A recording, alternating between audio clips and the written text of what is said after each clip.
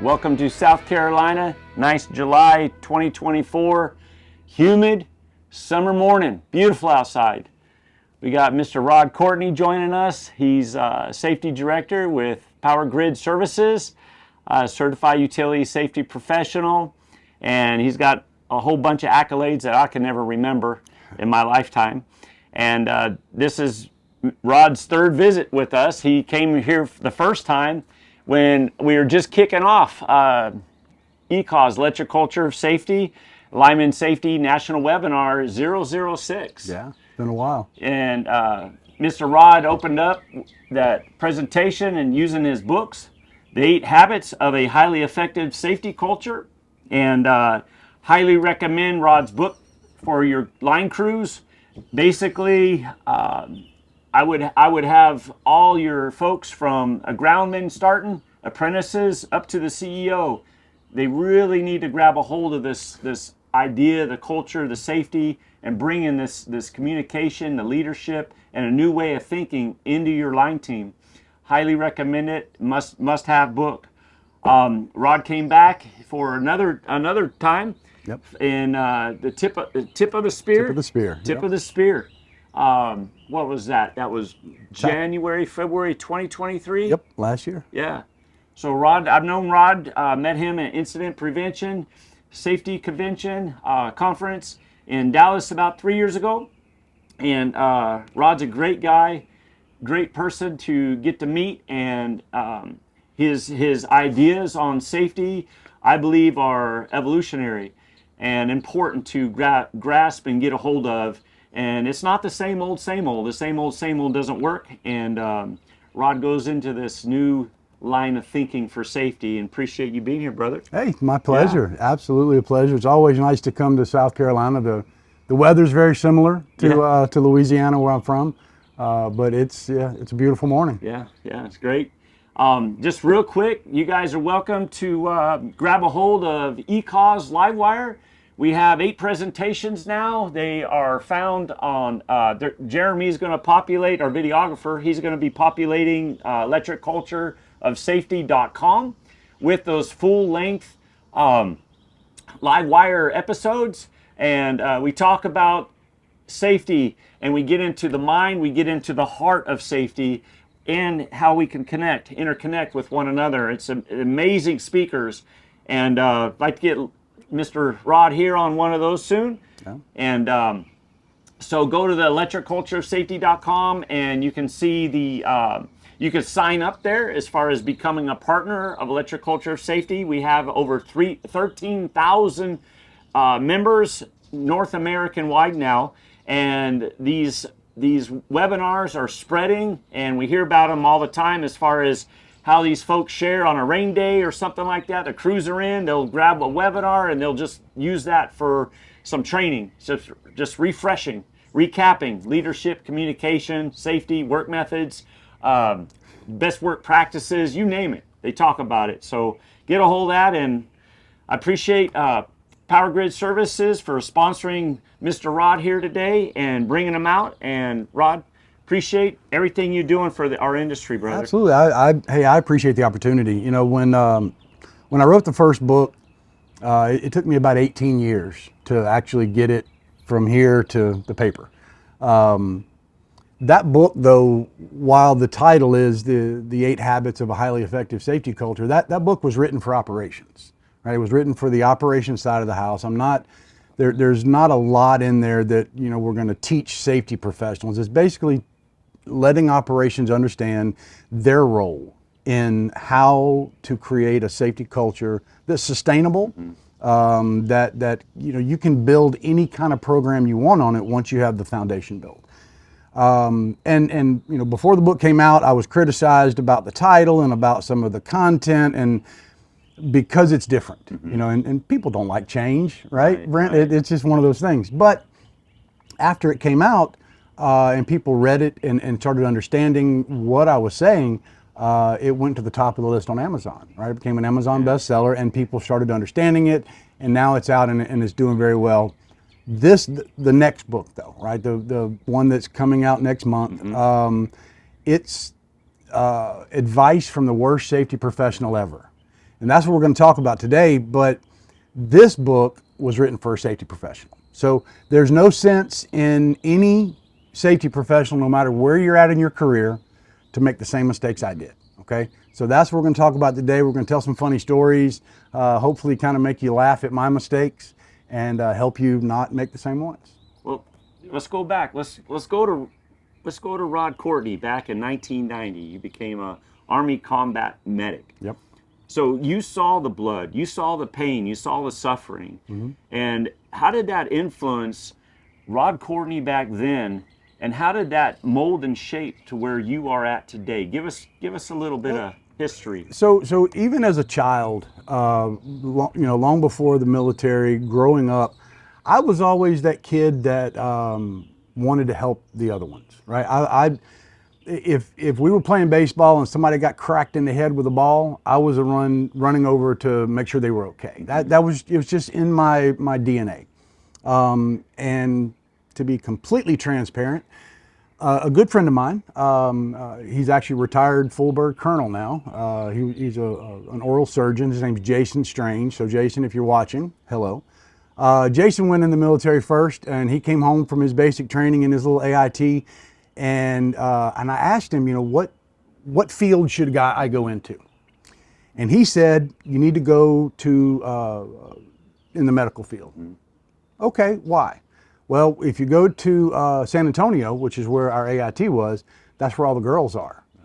So, to be honest, I went in because of that. But it was a perfect fit for me. I truly enjoyed being a medic in the military. And then when I came out of the military, I went into law enforcement.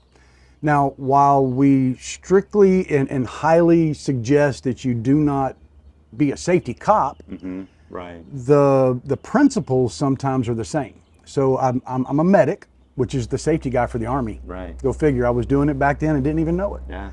Then I go into law enforcement, which is about enforcing rules and regulations. Now, when I started in safety, I was enforcing rules and regulations, so it was a perfect transition. So I go from doing health and safety, or that side of it, the medical side, to enforcement, public safety, into this type of safety. So it was an easy transition. Now for almost 30 years, I've learned a lot from my mistakes. And people ask, a lot of times, Rod, why, how did you, do this? How did you accomplish that? I've just messed up more than most people. Yeah. That's the God's honest truth. Yeah. Okay, so 18 years, been in the making. You've been wanting to get this book together. Yep. And you're about to release your second. Yep. And so people are criticizing you. You're writing this. You're probably asking, hey, what do you think about this subject? What do you think about this topic? And people are probably just dismissing you and putting you down. But deep in your heart what needs to happen to make a change. Yes. Right? So where are you at now as far as being that one that's bringing change to our industry? What are you doing around? I know you're working with the IP, incident prevention.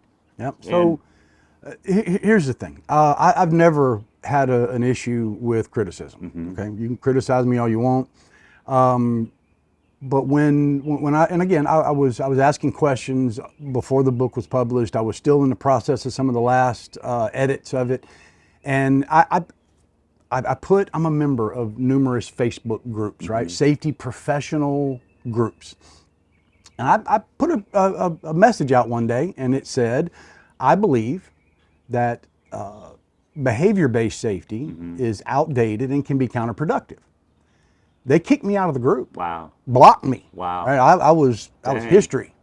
To make a long story short, though, as they understood what I was saying, why I was saying it, and when the book came out, I'm now a very active member in that group. So it all worked out in the end, but the truth is people didn't understand why I was saying what I was saying.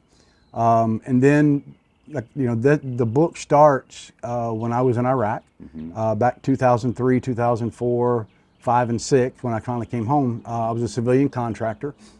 And so that's where the book starts. And it goes through, the history of safety cultures and how we've progressed over time. all the way through to what we're now trying to do today. Some people call it safety 2.0, safety differently, call it whatever you want. It's the evolution of where we came from and where we're going in safety. And so that's the perfect segue into the next book. It's more about the evolution. What skill sets do you need to be successful, and what is the evolution of safety? Yeah. Awesome. Well, folks, hang tight, and I know you're going to enjoy what Rod shares as he brings us out of that pre-mill, that mud, as we evolve and we start breathing oxygen, and our knuckles don't drag on the ground anymore regarding safety. So I appreciate it, brother. Hey, my pleasure, my pleasure. Absolutely. Thank you, man. Thank you very much. That's right. Okay. So as Brent said, guys, my name is Rod Courtney. I'm the Director of Safety for PowerGrid Services. And what PowerGrid Services is, we are the parent company for 13 other companies, all in the electric utility industry. We have electric lines and electric grid, that's transmission distribution, both union and non-union. We have premium utility, which does distribution and transmission work, and a lot of storm restoration work, which we're in Houston right now helping you guys rebuild there. We have AMP Construction, which is another union shop. We have Grid Tech that does all of our substations and drilling. Then we have Soulscapes and Soul Power Lines. They're based out of Louisiana, and they do the vegetation and transmission distribution. We have a couple of storm companies. Midcon Storm is one. We have Connexus, which is another, and then we have CSR, which is another storm company. So we have three storm brokers, and then we have James Powerline, that is another transmission distribution company. And then our power grid companies are PowerGrid Transmission, PowerGrid Distribution, PowerGrid Vegetation, and then CSR is part of that family also. So let's talk about the book. When I get asked so many times, what does it take to be successful as a safety professional? Well, let's ask the question. First of all, what is a safety professional? If you go right now and you go to LinkedIn, you go to any of the job boards, look up the job description of a safety professional, right? And that's what we base our resumes off of. We see the job description, we want our resume to kind of marry up with that. And so we go out, and here's one right here. This is U.S. Business and Labor Statistics. All right, so a safety professional's job description is telling us that it's to follow government safety regulations. It's telling us to implement work programs. It's talking about procedures and to prevent things. Okay, this is a site called Workable. Workable is another similar to LinkedIn, and again, they talk about ensuring compliance. They talk about enforcing preventative measures. All of the different stuff that, okay, let's be honest, is that part of our job? Yes.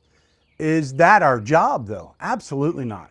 See, I am a firm believer that it is not the safety department or safety person's responsibility to enforce the rules and regulations. We are not here to enforce rules that belong to operations. Operations' job is compliance. Okay, that's their job to do, not ours. And if you keep going, LinkedIn, safety officer establishes and upholds secure work environments. It says ensuring strict adherence to safety regulations. Again, everything is based on compliance. Okay, here, this is from ZipRecruiter. It says that a large percentage of the skills mentioned in the job description is about compliance and management of the program. Now, yes, management of the program is part of it. Yes, compliance is part of it. All of these things are part of it, but are those the skills you need to be successful? Well, this is where I started. This is where most of you started. I started as the safety manager for a little company called United Scaffolding. This was back in the late 90s, so 97, 98 timeframe. And I was told, go out and enforce these rules. All right, so I had to learn the 1926 451 standard, which is the scaffolding standard. And I would go out every day and I would enforce these rules. I had to know the CFR. I had to know the company rules. I had to know the rules at the plant I was working at. And that's all I did. Now, you have to understand my background, okay? So I came from a military background. Then I went into law enforcement. And then from that into workplace health and safety in a construction environment. I was the perfect candidate to be a safety cop, okay? And boy, was I. So, do you need all those skills? Do you need to be able to have the ability to correct people, get people in line and think? Absolutely, that is definitely a skill you need. But if that's all you know, if you go by the job descriptions we just talked about or we just showed on the screen there, then you're going to fail. Absolutely will fail. Now, there are 3 skills that I've learned over many, many years that we all need, okay? To be successful as a safety professional. The first one is the ability to communicate. If you can't communicate and communicate effectively, communicate to people that are high up in organizations, communicate to people that are at the lower end of the organization, and everywhere in between, you're not going to be successful. The ability to influence. Influence is a skill just like anything else. And you have to go learn how to influence people. Communication is part of influence, but if you can't take the knowledge that you have and be able to influence others, again, you're not going to be successful. And the last one is the ability to lead. Now, we're going to talk about this in depth here in just a few minutes, but if you can't lead people, then you will not be successful, okay? So, I'm going to share with you some true stories where I completely screwed this up. All right, I'm not making any of this up. Some of them are really funny. Some of them are kind of sad. But we're going to share those stories with you so that you don't have to worry about making the same mistakes I did. So, everybody's heard that communication is the key. Okay, communication is the key. You have to learn to communicate. Yes, you do. But the thing is, comprehension is the key. Okay. I can communicate all day long. I can think I'm very successful. I can put sentences together. I'm very articulate. Does that mean I'm communicating? Well, to some people maybe. But again, you have to be able to change from speaking to people that are at the highest level of an organization all the way through to the guys in the field, the ones that, look, they don't want to hear all the big words and the big fancy stuff. They just want to freaking know what I need to do to fix this, to make this right, to help make things better. So, number one, listen 51% of the time. That's always going to be on the list, guys. Listening is a huge part, the largest part actually, of any type of communication. Save the slang. All right, so here's the first story I'm going to tell you. Again, 100% true story. So I'm an Army medic at the time. I want to say this was 1991, 92 time frame. So Desert Storm had just ended. We're back at our base at Fort Stewart, Georgia, and we're in the motor pool. And I'm a private first class, E3, okay? And back then, you didn't disrespect a non-commissioned officer, right? An E5 or above, or even an E4 corporal and above. If you weren't a non-commissioned officer, you did not talk back to them, all right? Today, things are different, I understand, but back then you didn't. So I have an E5 that is my track commander, and I won't say his name, but a good NCO, a very good non-commissioned officer, but he was from the depths of South Georgia, okay? And he had a twang to the way he spoke.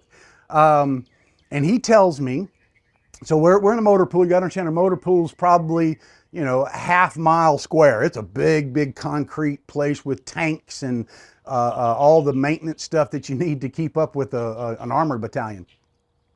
And he tells me, Private Courtney, I need you to take these 2 5-gallon cans and go get me some more gas. I said, okay, all right, roger that. I grab my 2 5-gallon cans and I truck across this motor pool in the middle of the summer in South Georgia. And I go to the POL,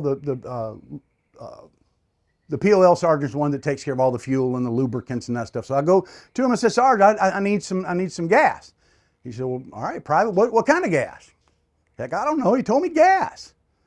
You need to go find out what kind of gas. Now, to this day, I think he knew what I was talking about, but he just wanted to see me walk across that motor pool. But whatever.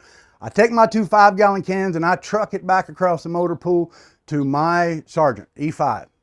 I said, Sarge, I went all the way over there and he's asked me what kind of gas you want.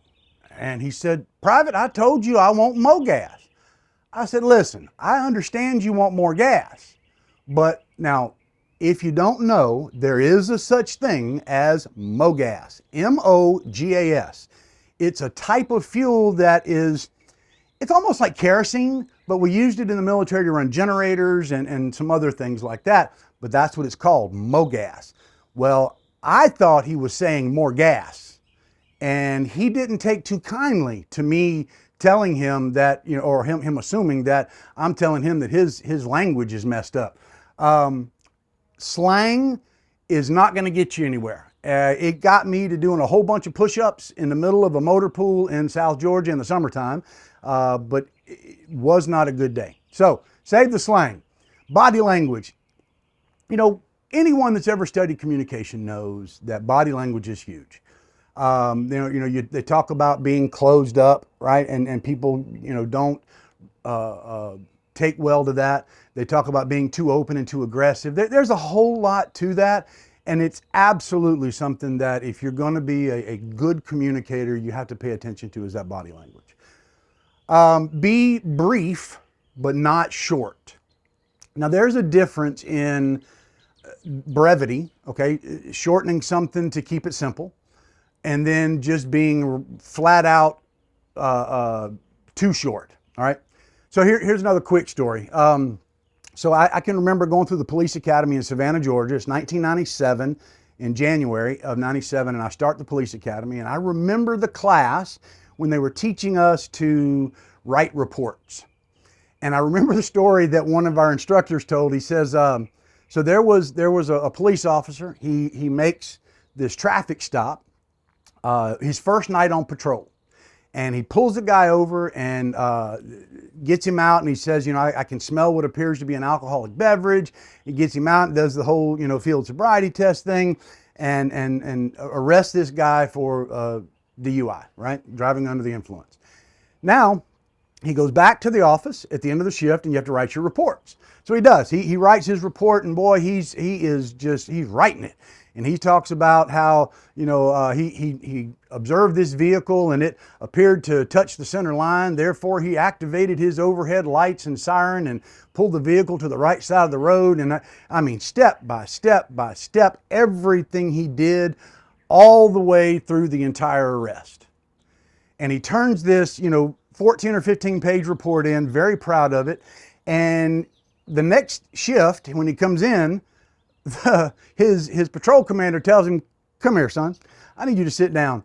If you ever turn in a 14-page report on a regular DUI stop again, I'm putting you on foot patrol at Walmart. Do you understand me?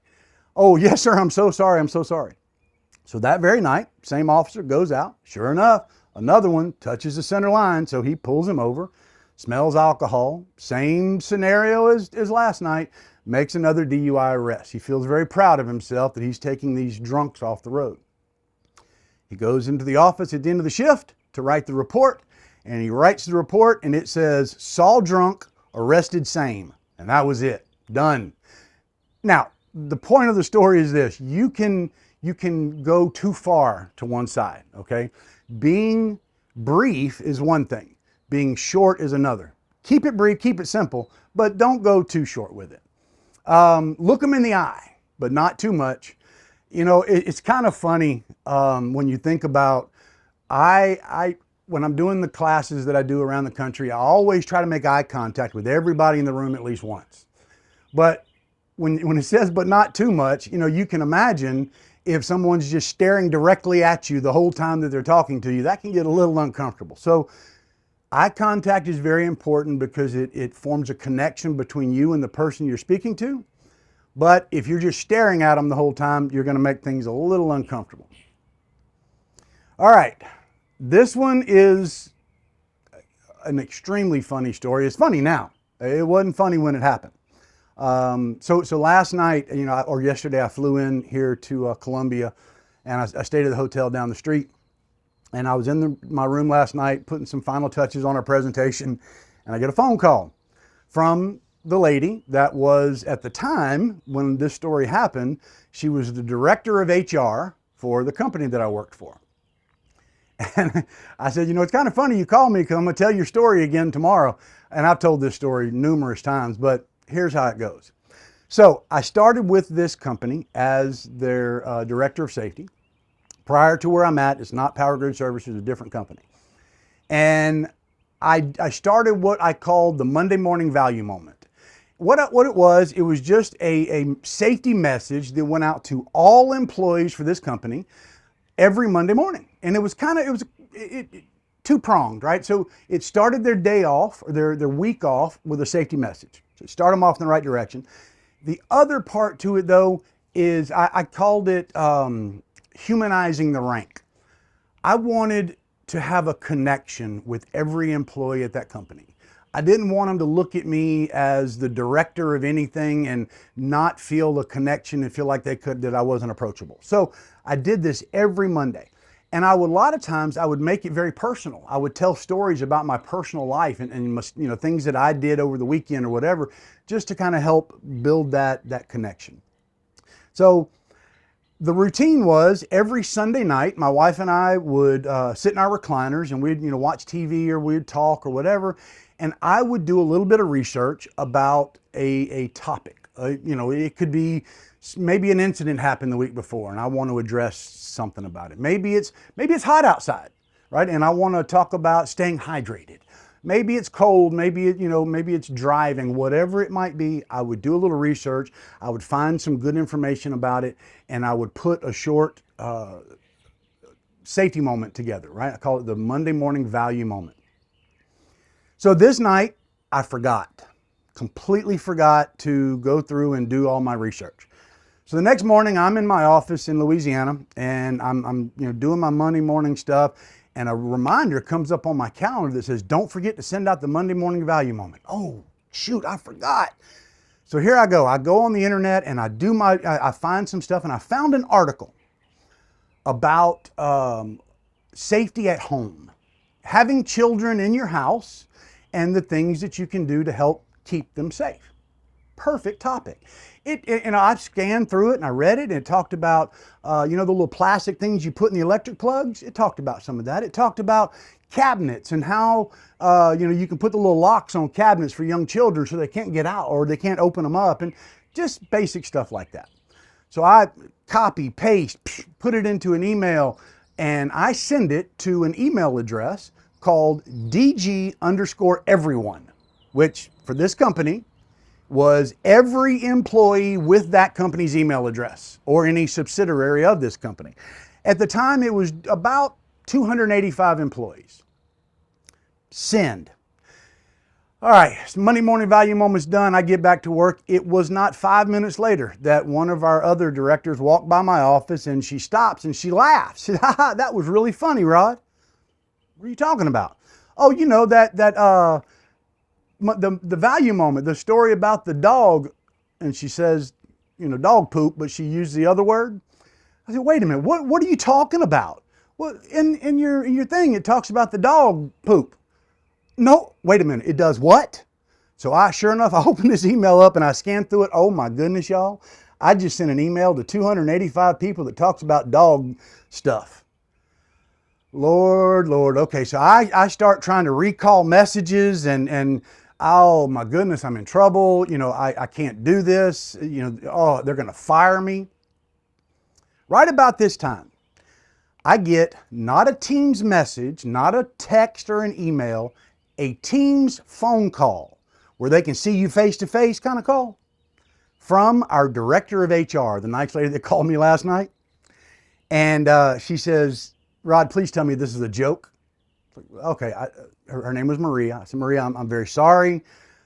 I've tried to recall as many as I could, but let's be honest, right? I mean, they've heard worse than that, okay? It was dog poop, but it was the other word." And she said, no, I need you to go to paragraph such and such, sentence such and such. Okay, I scrolled through it, and I'm not going to use the language, but here's what it said. The guy's talking about in the thing about how he and his wife love to cook, and they bring their children into the kitchen and let them help as much as possible. But the young child, the baby of the bunch, what they do is they put him in the high chair and give him some F-wording Cheerios. It didn't say F word, it said the word, okay? So I just sent an email to 285 people talking about effing Cheerios. Not good, okay? Look, y'all, I'm gonna be honest. I thought my career was over, but luckily the owners of this company understood that people make mistakes, people make errors, and that's all that was. Now, we had to make some changes to the process, but never again did I allow that to happen. As funny as that might sound today, it was not funny back when it happened, okay?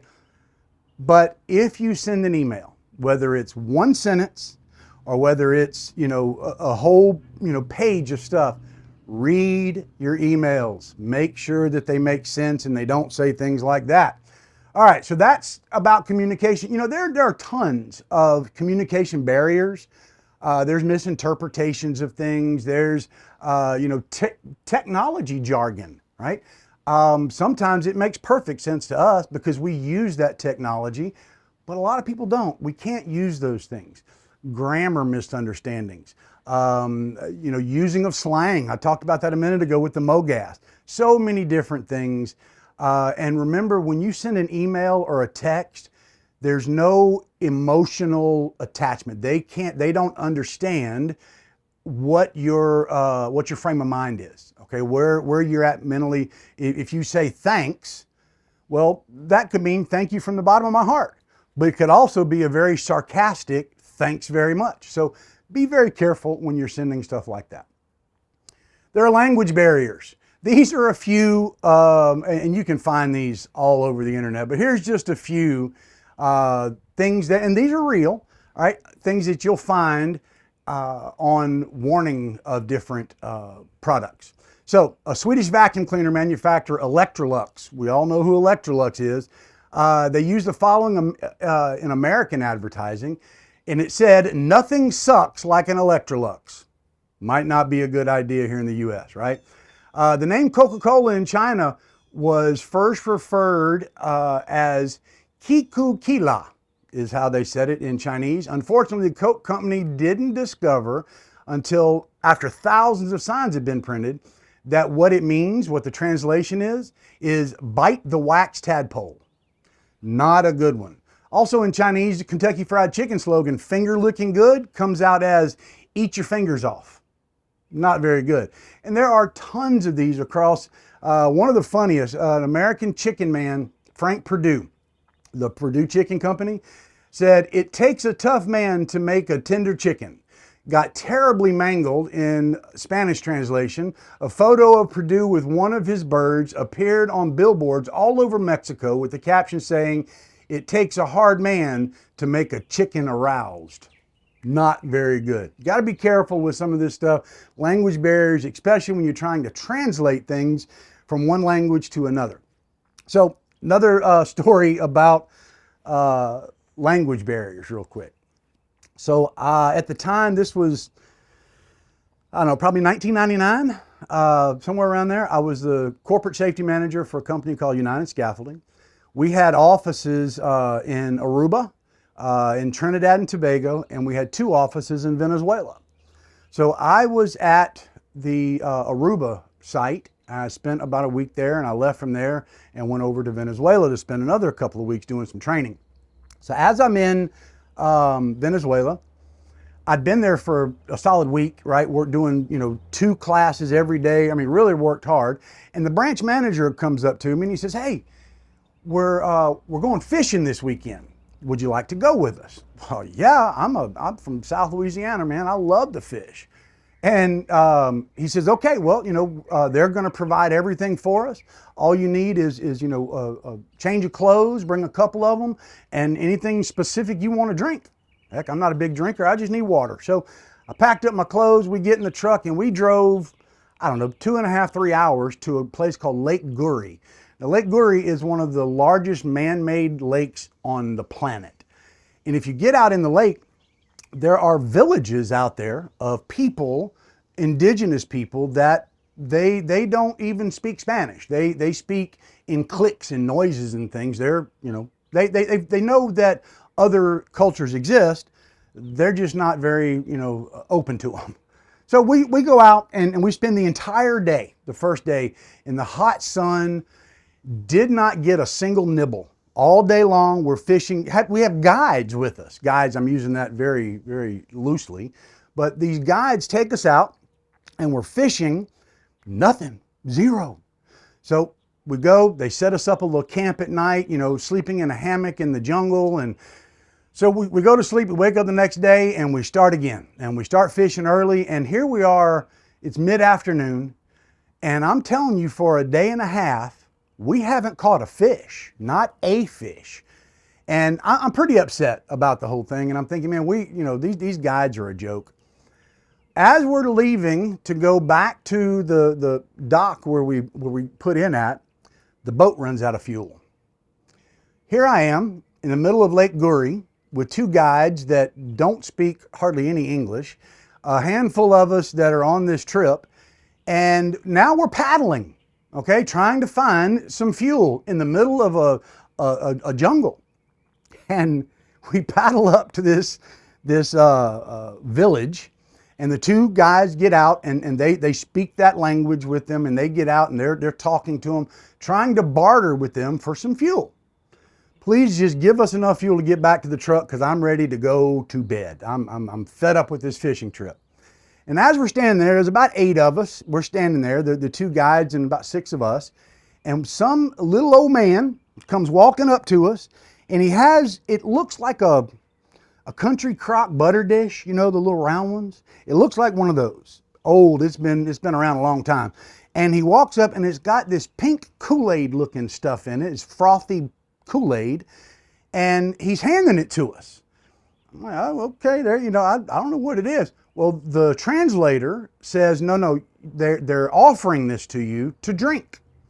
They know that you must be thirsty, and this is an honor actually to be able, you know, for them to do this. This is their drink.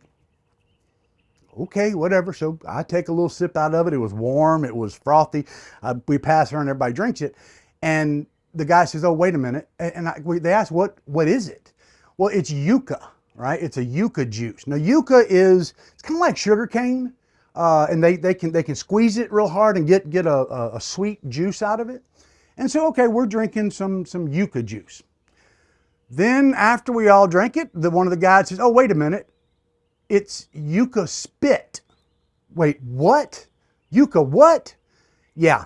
So here's what happens, and this is true. You can look this up. They put this bucket in the middle of the village. Everybody in the village chews on this yucca root and they spit in the bucket and they share this amongst themselves. I just drank yucca spit, y'all. I was not happy about this, okay? I was not happy at all. And so then it gets better. We finally get back to the boat. I'm not feeling well. I just had, you know, a mouthful of yucca spit. I've been in the sun for 2 straight days. I hadn't caught a doggone fish. Take me back to my hotel.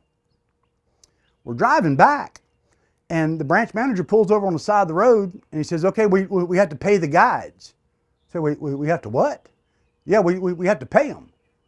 I thought this was a company-sponsored event. Nope. I had to pay $500 for a sunburn and some yucca spit. Absolutely true story, okay? Now, some of that, well, all of that, had to do with a breakdown in communication, okay? Guides that weren't really guides, okay? They owned a boat, I'll give them that much, but that was it. And yucca spit. Please make sure that you understand language barriers. So, rule number 1, if you want to be a successful safety professional, learn the skill of communication. Become a student of communication. Here's a list of books that I have in my library. I highly recommend them to you as well. I need you to understand that communication is a skill, okay? It's something that you learn and you have to study, okay? All right, so the ability to influence others is the next skill we're going to talk about. So a lot of people ask me, because when you really dig into and start studying influence, you're going to find that it's very similar.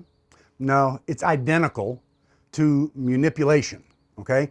There are even books out there about how to manipulate people. Here's what I need everybody to understand. While the skills are the same, it's where it comes from is the difference. So not to get political or anything like that, I personally am a supporter of the Second Amendment, right? I think we should be able to bear arms. Some people disagree with that. Here's the thing about a weapon though. Just because I have a weapon to protect myself and my family does not make that weapon an evil thing. I would turn that into an evil thing. So you can take any good thing like influence and turn it into manipulation. Same thing with owning a weapon or so many other things. It depends on where it comes from. If it comes from a good place, it's a good thing. If it comes from a bad place, it can be a very bad thing. So just remember, while manipulation and influence are very, very similar in their tactics, it's about where it comes from. So the ability to influence is an absolute superpower, okay? I learned this many years ago, some of these things, I was working on a wind farm in Texas, in Abilene, Texas, for Siemens Wind Power. And one of the things I found out was we had Danish employees. So you understand Siemens Wind Power, what they did, they bought a Danish company, and it was a Danish wind turbine company, and they bring them to the United States and they pair us up. So if you were a project manager in the United States, you had a project manager Danish counterpart. The construction managers, all the way down to the crane operators, right? Everybody in the whole company had a Danish counterpart. They were here in the US to teach us how to build wind turbines. The difference was, from a safety perspective, I'm not trying to follow Danish law, right? We have OSHA we have to follow. So for me, it was just the opposite. I had a Danish counterpart, but I was showing him how to maintain compliance with OSHA, right? To do things the right way, the way that OSHA requires us to do. I had a big problem with the crews, and at this time, I look back on it, and doesn't seem like a problem now, but at the time it really was to me. It was overwhelming. A wind farm, this particular wind farm was about 40 square miles. So big wind farm. And the problem I was having, or the problem that I thought I was having, was they weren't following the speed limit and they would not wear seat belts. Now, the speed limit on a wind farm is usually about 25 miles an hour. Yes, that's slow, but that's what the rule said. Seat belts, again, I know it's only 25 miles an hour, but guys, we have to wear seat belts. That's the rule. I had this half of the company, the Danish guys, that just refused. That's stupid. I'm not doing that. And I had these guys on, my U.S. counterparts that I'm trying to enforce this, and they're like, "Hey, man, if you can't make them do it, we're not doing it either." So I was very frustrated, right? So one day after a safety meeting, I'm standing against a handrail outside one of the trailers, and I'm looking over into the parking lot, and there's a group of Danish guys standing there, probably 8 of them, and they're speaking their language. But I see them start kind of laughing. They all kind of laugh together. And I'm like, wonder what's going on over there. I recognize a guy named Henrik was standing there, and he's making them laugh. And I start thinking, let me try something. So for the next couple of weeks, I became a good friend with Henrik, okay? I know to this day that he has 3 children now. Back then he had 2. I know that he likes his steak medium. I know that he wanted a 1969 Camaro to bring back to Denmark with him. I know that he had a dog named Wag. I built a relationship with Henrik. Then all I had to do was convince Henrik that it was the right thing to do to drive 25 miles an hour and wear a seatbelt. He convinced everybody else for me. Okay? I call that finding your mascot. Every group of people out there has a mascot, whether it's a crew, whether it's a company. This works with your families even. Find the mascot, build a relationship with the mascot, convince the mascot. That's an influence technique. Another one is called Start With Why. Simon Sinek does a TED Talk on this. You can look it up. There's a book called Start With Why. It's about, the cadence of how we communicate things. And it's a great tool to use. Listen and build a rapport. So this was kind of goes back to finding the mascot and what I used to build that relationship with Henrik. Again, not to manipulate, but to influence. Check your tone and your body language. We kind of talked about that one in the during communication. Your tone and your body language is gonna affect everything. Years ago, my wife used to, and she still does sometimes, honestly, she'll look at me after asking a question or we talked about something, and she said, "Are you mad?" "No, why?" "Well, it's just the look on your face." "What are you talking about, the look on my face?" Whatever.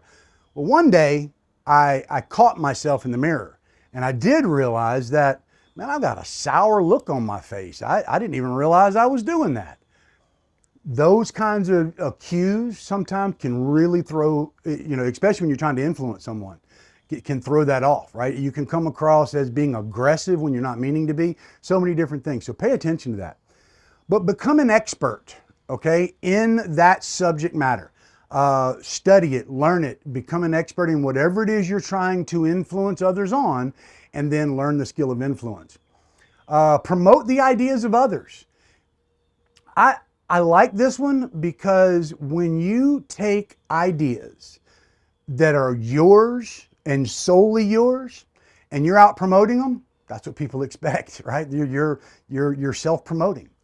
What about when you take ideas of others within your organization, maybe others within your family, and you start promoting that idea?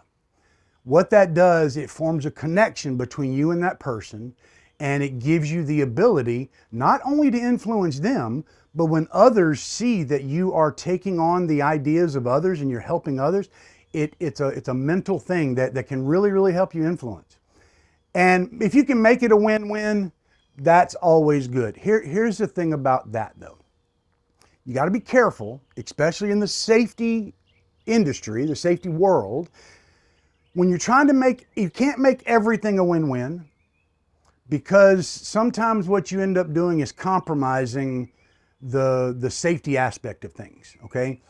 While historically safety and operations have been, counter forces, we're not so much anymore, but there are still times that your safety mind is going to have to override the other side, okay? That's the way it's going to be sometimes. But if it's possible to make it a win-win situation for everybody, that is absolutely the way to go. So you can influence with mood. That's really big. I had he was a staff sergeant at the time. When I got out of the military, he was our platoon sergeant, which was a sergeant first class. He retired as a first sergeant, and he's still to this day one of my friends. He and I interact on Facebook together all the time. But his name was Staff Sergeant Lance Hollis. And Sergeant Hollis taught me something when I was in the Army. No matter what, no matter how bad of a day you're having, don't let anybody else know that. Your mood will affect everyone around you. If everybody else is beat down, right? We've been out on patrol all night. We're crawling through the mud. We're stinky. We sweat. We haven't had a shower in a week. And you're the one that crawls up or walks up and you're, man, this is freaking great, isn't it? Oh, can you believe they pay us to come out and do this? If you're that person, if you're the person that maintains a positive aspect on everything, even if you don't truly feel it inside, it's a very, very powerful influence tool. Confidence. Now there's a difference in confidence and cocky, okay? It's a fine line, but again, it depends on where it comes from. Confidence is, look guys, I know this. I've studied it. I know what I'm talking about. Cocky is, I know it and you're not going to teach me anything different, okay? That's a bad thing. That's confidence with an ego, Not good. Have patience. I'm gonna tell you now, if anybody out there calls me, because being, at the level I'm at, the director of safety for a large company like I'm with, I get a lot of sales calls, right? Everybody wants to sell us the new, latest and greatest of whatever it is. And I'm usually open to listen to things, okay? But if you start using pressure techniques on me, I'm hanging up on you. It's just that simple. I'm done with it. It doesn't work when you're trying to influence anyone with anything, all right? So using high pressure techniques will backfire on you. Pay attention to that. Paying full attention to people. So have you ever gone into someone's office to talk to them? And you walk in, you sit down, and the whole time that you're sitting there, they're doing this. Yeah, they're talking, and then they're over here, right? They're on their phone. They're, or maybe it's a computer screen. They look over and they're, oh, okay, oh yeah, and they're doing this. See, the message that sends isn't, I'm an important person. I have all this stuff going on, yet I'm making time for you. It doesn't send that message.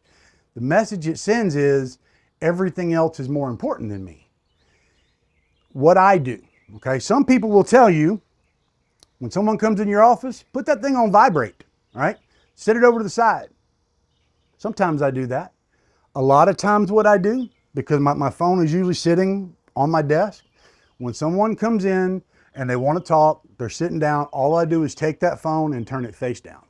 That's it. I don't turn it off, but when it rings, I'm not going to look. I'm not going to pick it up and look at it.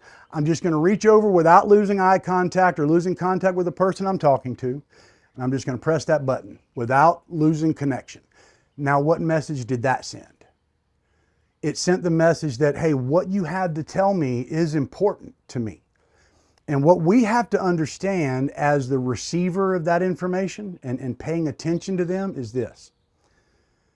Whatever they're there to talk to you about, to them is the most important thing in the world at that moment. Maybe it's not to you, okay? Fair enough, it probably isn't, but to them it is. And you have to make them feel like they're important and you're paying attention, full attention to what they're bringing to you. And the last one is engage. Head nods and eye contact work wonders. Again, when I'm out doing these presentations around the country and I have a big live audience, I'm always walking around the room, eye contact, pointing, thumbs up, nodding. Making that contact with people does a lot of psychological stuff. And that is huge, especially when you're trying to influence others. So, step 2, become a student of influence. Okay? You become a student of communication, become a student of influence also. They're both skills that you're going to have to go out and learn how to do. Here's a few books that I recommend. The one Can't Hurt to Ask by Trey Gowdy was a really, really good book if you like learning things about influence, but he really takes a whole different spin on it there. There's that Start With Why. There's some great some right there. Some of them have been around for, since the 30s, but they're still very good books. Okay, so we're going to get into the last part of these 3 skill sets that we need to have to be successful. So in the last presentation that I did here, and I've done them a few times around the country, it's called Tip of the Spear. It's a tactical approach to safety leadership. So we kind of go through some of this in that presentation, but here's what I want to say. I'm very fortunate today to have some very close friends that are former Navy SEALs. Now, while yes, they went through some of the hardest training on the planet, they're some of the absolute, most violent people you'll ever meet, and they're the most honest and caring and loving. They're some of my best friends that have a violent side that could become that. But what I've found out over time is this. These are some of the best leaders that I have ever encountered in my life. Leaders at their own home, leaders in the business world, and definitely leaders on the battlefield. If I want to become a Navy SEAL, I have to go to basic training first, right? I have to go to some kind of A school sometimes. And then if it's in my contract for special operations, which is to be a SEAL, I would go to Coronado, California, and I would either do a pre-BUDS or go roll right into BUDS. But either way, you end up in a course called BUDS. It's Basic Underwater Demolition SEAL is what it stands for. And most of us know what BUDS is today. It's all over the news, right? Heck, there's movies all about it. Tells you, it shows a whole bunch of training. There's even a documentary. Class 232 does a complete documentary of beginning to end of BUDS. But when we visualize what BUDS is, what most of us are looking or seeing in our head is what we call Hell Week. Hell Week is that 5-day period of time when they are non-stop, no sleep, except for like a couple of hours for the whole week. Boats on the heads, jumping out into the surf, log PT, all of that stuff, just non-stop, non-stop, non-stop. That's what we're visualizing. Truth is, that's 5 days of a 6-month training program, okay? BUDS is broken into 3 different phases, and if you fail any one phase, you're done. You have to either recycle or you're finished. So now, let's say I make it through BUDS. Does that mean now I can wear that trident? No, sir, it does not. You have only completed half of what it's going to, the training portion of what it's going to take to be a SEAL. Now you go through 6 months of what's called SQT, or SEAL Qualification Training. At SQT, that's where you learn how to be a SEAL, right? All of the cool blowing up doors and clearing rooms and, all the tactical stuff. You learn, and hours a day practicing. Now, I'm a SEAL. Now I've completed that. I go to my team. They give me a trident, and now I'm a full-fledged Navy SEAL. All right, so after you've done 5 years, minimum of 5 years in the SEAL teams and at least 2 deployments, which would mean a 12 to 18 month workup and a 6 to 12 month deployment. You do that twice and 5 years in the teams. You have the ability now to be recommended to try out for SEAL Team 6. Again, today people know what SEAL Team 6 is. It's also known as DevGRU, or the development group. And DevGRU is a special breed of SEAL. They are the ones that get all the highly classified missions, all the, shooting of the pirates and capturing Osama and all those high profile things. They get those missions. And a lot of people want to be a part of that. But I can't get orders from the Department of the Navy to just go join up with SEAL Team 6. I have to be requested from a current member of SEAL Team 6. They see how hard I work over the last 5 years. They see what kind of a teammate I am, and they ask, would you like to come try out? Sure, let's go try out. Well, again, you're trying out. You're not just gonna move over from SEAL Team whatever to SEAL Team 6. You come over and you're gonna spend, we're thinking it's about a year on what's called Green Team. Green Team is the tryout team for SEAL Team 6. For the next year, you are gonna spend every day of your life trying out to be a member of 6. If you mess up one time, you're gone, right? It's a perfection thing. If you're not perfect, they don't want you. So very, very few people ever make it that far, and even less make it through that year. If you make it though, you made it through the year, you've done all the stuff I just talked about, 5 years in the team, 2 deployments, all the training, and here you are, you just made it through a year of Green Team, and now you're about to become a member of SEAL Team 6. There's one last step, and that is the current members. So everyone out there, you're all, let's say you're current members of SEAL Team 6. You will now evaluate me on my performance over the last year. And they're 2 different things. You can see it on the screen here. It's performance and trust. Performance in the SEAL teams is I trust you with my life. Trust in the SEAL teams is I trust you with my wife, or I trust you with my bank account, okay? They do kind of overlap, but in that world, performance and leadership, let's say, performance and trust. Where on the scale do I fall? So here's just a quick graph, and this is actually the graph that they get to if you want to be a member of 6. You can see in the top left corner there, that's a high performer, low trust. The bottom right corner is a low performer, high trust, and so you can kind of see around the chart what they all mean. Bottom left is a low performer, low trust, and so on. So now let's think. Remember, I've been working with you for a year in Green Team. You know me. You know everything about me. Where do you grade me on this chart? Everybody in the team gets a chart, and you were going to grade me. Now let's use that same mentality for our people in the field, for the people that are on our line teams or on our underground teams, whatever the crew is. Anyone on that board. There's one person on that chart that nobody wants on their team. Who do you think that is, right? That's always going to be that low performer, low trust. Nobody wants a low performer, low trust on their team. But there's one person on here that everybody wants on their team, right? That's that high performer, high trust. Everybody wants that, but I'm going to be honest with you, that's a unicorn, okay? Those are, if you ever find one, you better hold on to them. They're extremely hard to come across. But would you want them on your team? Absolutely, if I can find them. But what about this one over here? A high performer, low trust. They're really good at their job, but they're low on the trust scale. They're not, their leadership abilities are not there. They don't have that kind of trust built. Would you want them on your team? Most would say no. I don't want that person on my team. Yet, that's how we promote within our industry, right? They're really good at their job, but we've never taught them how to lead. And here we are, we're putting them in a leadership position, and what you many times will create by doing that is what we call a toxic leader. The saddest part of a toxic leader is this. They don't even know they're a toxic leader. They believe they're doing things correctly. They, in their heart, think they're doing it right. But they're not. They're extremely toxic in what they're doing, and it creates a horrible environment to work in.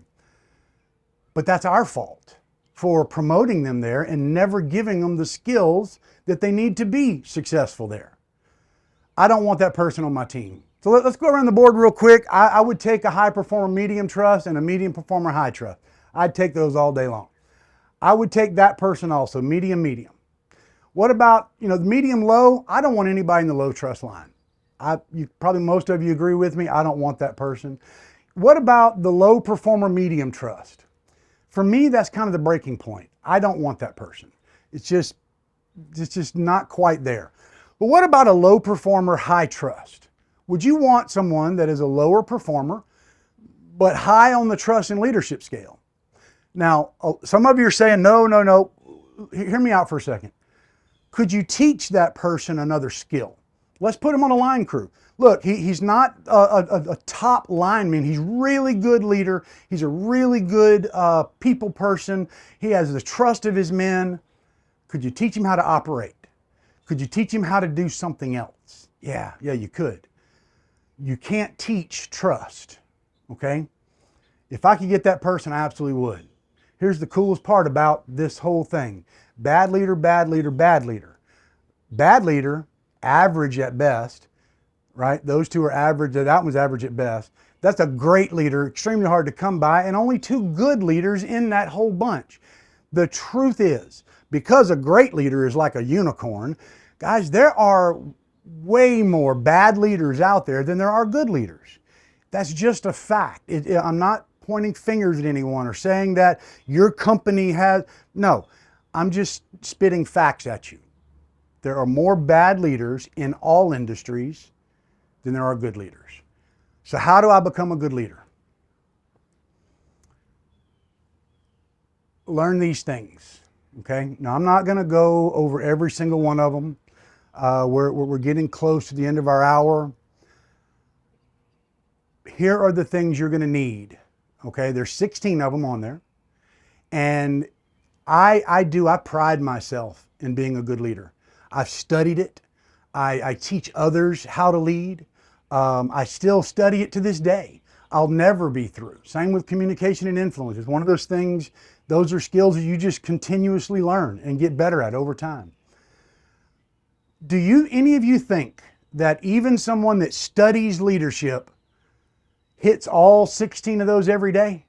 No, I don't, okay? I try, but I don't. I fail all the time at some of them, but I'm self-aware enough. You see the bottom of that third column, self-aware enough to see when these are happening. I am open to people criticizing me, okay?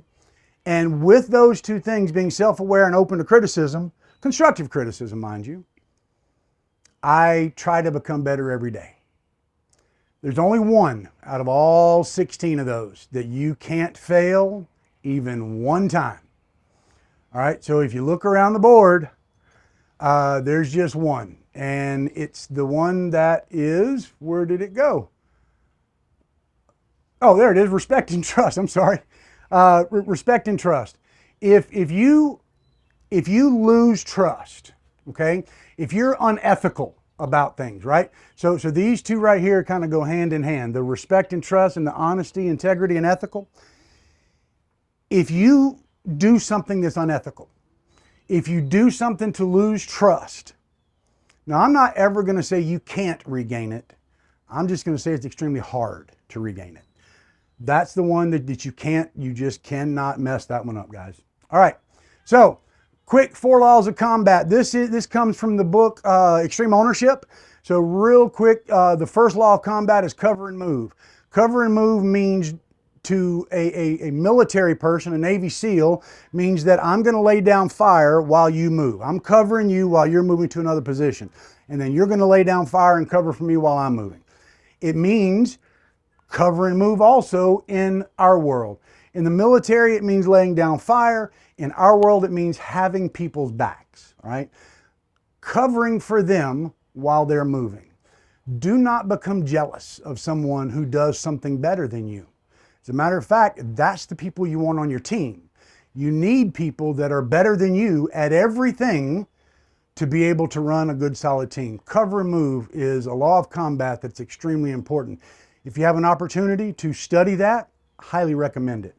The next law of combat is simple, which means just that. Just keep it simple, right? We said earlier, talking about, don't make it so simple that it's brief but not simple. Keep things as simple as you can. If you make it complicated, you're gonna make it hard. One of the chairmen of the Joint Chief of Staff said one time that if I have to send out a directive to all of my troops, if I have to put it on more than half a sheet of paper, then it's too much. Remember that. Keeping it simple is major. Now, prioritize and execute. This is our daily ebb and flow, right? We're going to prioritize things and we're going to execute. Then we're going to reprioritize things and we're going to execute. And this goes on back and forth daily throughout the day. We are going to prioritize things and execute things. The last one, the last law of combat, is called decentralized command. Now, this is extremely important because what that means to us is delegation, okay? A former company that I was with started a construction division, and they hired a director to be over this construction division. There was about 100 employees in this construction division. This director had, every morning at 7 a.m., he had a foreman meeting over the phone with all foremen in the company. He's a director. Then at 7:30 every morning, he had a meeting with a representative, all of his general foremen, and a representative from every department in his section of the company. Safety, HR, finance, everybody. Then that same meeting he had again at 4:30 in the afternoon. He had to control everything. He approved the timesheets of the ground hands in the field. A director. There's no sense in that, guys. If you can't bring people into your team and trust them to do the job you brought them in to do and not be jealous of what they're accomplishing, you're not going to be a good leader, okay? Be able to use the decentralized command concept and hire people that are smarter than you and let them do their jobs, okay? So step 3 is become a student of leadership. Last thing about leadership, guys, and we're going to close this out. Leadership is a skill, just like the other things that we've been talking about. But this one is even more so because so many people get put in leadership positions with the assumption that they're just going to learn the leadership part of it. It doesn't work like that, okay? Some of you right now, you'll look on your resume and it says, I'm a natural born leader. No, you're not. There's no such thing, okay? You're not gonna learn to lead just because you've been put in a leadership position. I mean, you wouldn't trust me if I said I was a natural born helicopter pilot. You're not gonna just go flying around with me because I tell you that, oh, I knew how to fly when I was a kid. No, sir, that doesn't make a lot of sense. Because flying a helicopter takes skill, it takes training, it takes constant getting better and better at things. Leadership is the exact same way. If you will go out and truly become a student of communication, truly become a student of influence, and absolutely become a student of leadership, you will be extremely successful in everything you do. So that is advice from the worst safety professional ever. In the book, I tell a lot more stories throughout about how I messed up, how I used to do things, and some have some pretty funny outcomes. Some of them are a little tragic. But go learn how to effectively communicate, influence others, and lead. And these skill sets will help you do the things that I didn't do as I was coming up in this industry. That's everything for my presentation, guys. Thank you so much. I appreciate it. And we'll see you next time.